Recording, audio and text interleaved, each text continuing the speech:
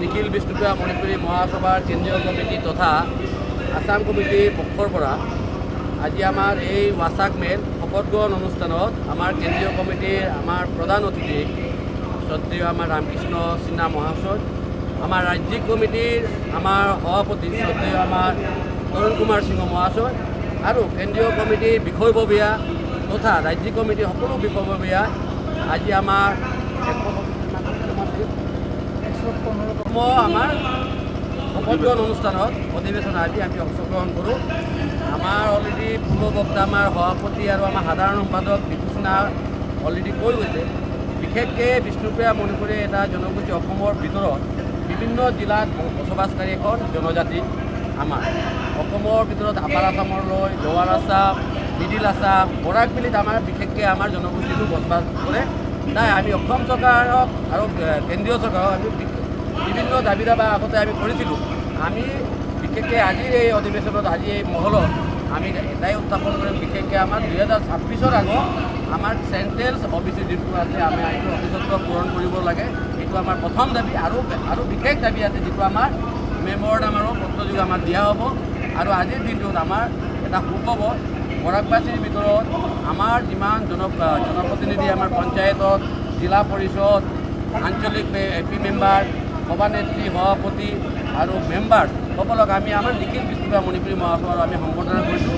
যিহেতু এই পঞ্চায়ত প্ৰতিনিধিসকলে আগন্তুক দিনত ৰাজনীতিৰ প্ৰেক্ষাপটত গৈ আমাৰ জাতিটোক আগবাঢ়ি লৈ যাব বুলি আজি আমি নিখিল বিষ্ণুপ্ৰিয়া মণিপুৰী মহাসভা আমি সম্বৰ্ধনা দিছোঁ। আগন্তুক দিনত আমি আশা ৰাখিছোঁ তেখেতসকলৰ নেতৃত্ব তথা আমাৰ বিষ্ণুপ্ৰিয়া মণিপুৰী মহাসভাৰ নেতৃত্বত আমি আমাৰ সমাজৰ দাবীগুলো আমি অতি শীঘ্ৰ আমি পূৰণ কৰিব আশাবাদী বুলি আমি জনাইছোঁ। আৰু চৰকাৰক আমি আমাৰ CM ছাৰক, আমাৰ মাননীয় মন্ত্ৰী আমাৰ কৃষ্ণপাল ডাঙৰীয়া তথাপি বৰাকৰ যিমান নেতৃবৃন্দ আছে আমি সকলোকে আমি দাবীও জনাইছোঁ আৰু অনুৰোধ জনাইছোঁ অতি সোনকালে আমাৰ বিষ্ণুপ্ৰিয়াৰ এই দাবীগুলো যাতে পূৰ্ণ কৰিব পাৰে। ধন্যবাদ। আমরা নিখিল বিষ্ণুপ্রিয়া মণিপুরী মহাসভা রাজ্য কমিটি 115তম অধিবেশনে ওয়াসাক কমিটি আজকে আমরা ওয়াসাক নিয়েছি, শপথ নিয়েছি। এই শপথ সমারোহতে প্রথম আপনাদের শপথ গ্রহণ করা আমাদের কেন্দ্রীয় সভাপতি রামকৃষ্ণ সিংহ এবং আরও কেন্দ্রীয় কমিটির বিভিন্ন পদাধিকারী উপস্থিত ছিলেন এবং আমাদের রাজ্য কমিটির 3টা উইংস আছে, 3টা উইংস ছিলেন।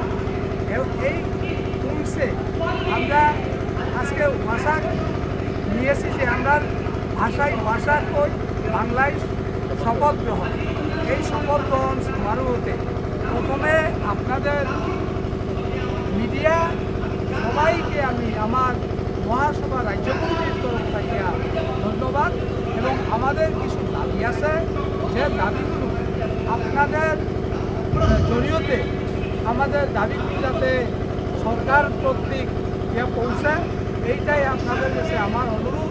এবং আমাদের দাবি এইটাই যে সমাজে একটা সমাজ চলতে হইলে সমাজের কিছু দায়বদ্ধতা এবং দায়ী আছে যেগুলো আমরা এখন পর্যন্ত পাইনি।